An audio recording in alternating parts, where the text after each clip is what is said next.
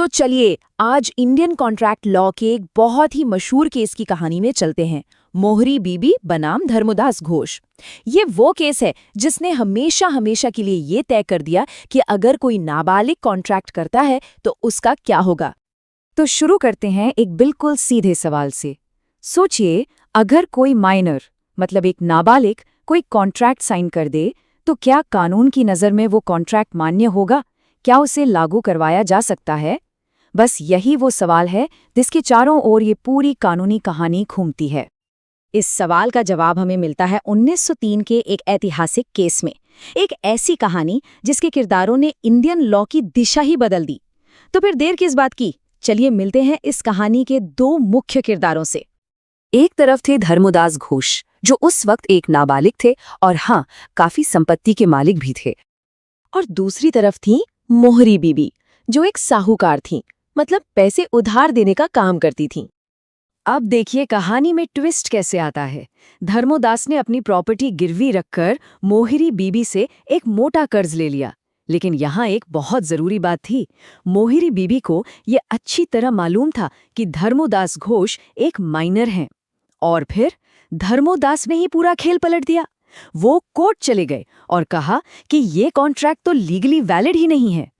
अब इस सिचुएशन ने कोर्ट के सामने एक बहुत ही फंडामेंटल सवाल खड़ा कर दिया। एक ऐसा सवाल जिसका जवाब आने वाले कई सालों के लिए एक मिसाल बनने वाला था। सवाल सुनने में बहुत सिंपल था। क्या एक नाबालिग के साथ किया गया कॉन्ट्रैक्ट वैलिड होता है? क्या उसे कानूनी तौर पर लागू किया जा सकता है? और फिर कोर्ट ने अपना वो ऐतिहासिक फैसला सुनाया जिसने इंडियन कॉन्ट्रैक्ट लॉ में एक नया चैप्टर ही लिख दिया। उस वक्त की सबसे बड़ी अदालत प्रिवी काउंसिल ने कहा कि एक नाबालिग का किया हुआ कोई भी कॉन्ट्रैक्ट वॉइड अब इनिशियो होता है। ये एक लैटिन फ्रेज है जिसका मतलब है शुरुआत से ही शून्य। आसान भाषा में कहें तो कानून की नज़रों में ऐसा कॉन्ट्रैक्ट कभी बना ही नहीं, वो बस कागज का एक टुकड़ा है और कुछ नहीं। तो इस फैसले का सीधा सीधा मतलब क्या हुआ? मतलब ये कि साहूकार मोहरी बीबी का धर्मोदास घोष की गिरवी रखी हुई प्रॉपर्टी पर कोई भी कानूनी हक नहीं था। जाहिर है, जब कॉन्ट्रैक्ट ही शून्य था तो उस पर कोई दावा कैसे किया जा सकता है? पर रुकिए, कहानी यहीं खत्म नहीं होती। इस एक केस ने सिर्फ एक झगड़े को नहीं सुलझाया, बल्कि कानून के कुछ ऐसे पक्के सिद्धांत बना दिए जो आज भी हमारे कॉन्ट्रैक्ट लॉ की नींव हैं। चलिए इस केस से निकले 4 बड़े सिद्धांतों को समझते हैं। पहला और सबसे जरूरी, माइनर का कॉन्ट्रैक्ट शुरू से ही 0 होता है। दूसरा, रूल ऑफ एस्टॉपल नाबालिग पर लागू नहीं होता। अब ये एस्टॉपल क्या है? ये एक लीगल रूल है जो कहता है कि आप अपनी ही कही बात से पलट नहीं सकते। लेकिन कोर्ट ने कहा कि ये नियम माइनर्स पर लागू नहीं होगा। क्यों? क्योंकि कानून का मकसद है नाबालिगों को बचाना। तो अगर कोई माइनर झूठ बोलकर भी खुद को बड़ा बताए तो भी कानून उसे सच बोलने का मौका देता है। तीसरा और चौथा पॉइंट पैसे की वापसी से जुड़ा है।